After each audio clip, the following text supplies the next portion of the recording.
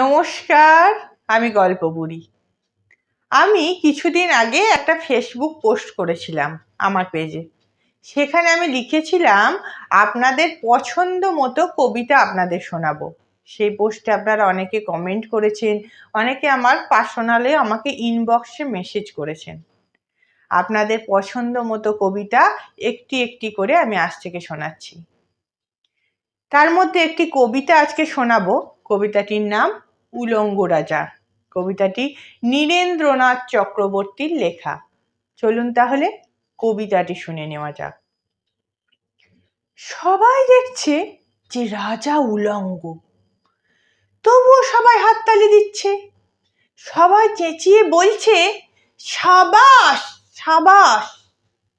কারো মনে সংস্কার, কারো ভয়, কেউ বা নিজের বুদ্ধি অন্য মানুষের কাছে বন্ধক দিয়েছে, কেউ বা পরান্নভোজী, কেউ কৃপাপ্রার্থী, উমেদার প্রবঞ্চক, কেউ ভাবছে রাজবস্ত্র সত্যি অতীব সূক্ষ্ম, চোখে হয়তো পড়ছে না, তবুও আছে, অন্তত থাকাটা কিছু অসম্ভব না।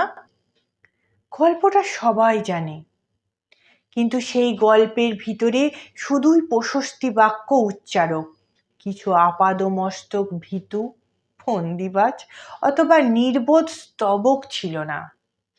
একটি শিশু ছিল, সত্যবাদী, সরল, সাহসী একটি শিশু।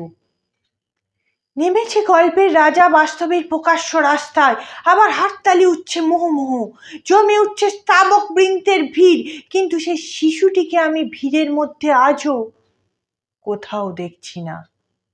শিশুটি কোথায় গেল?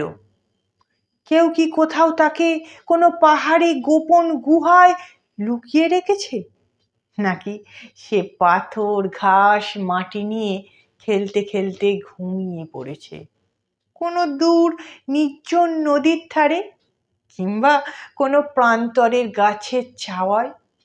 যাও, তাকে যেমন করেই হোক খুঁজে আনো। সে এসে একবার এই উলঙ্গ রাজার সামনে নির্ভয়ে দাঁড়া। সে এসে একবার হাততালির ঊর্ধ্বে গলা তুলে জিজ্ঞাসা করুক, রাজা তোর কাপড় কোথায়?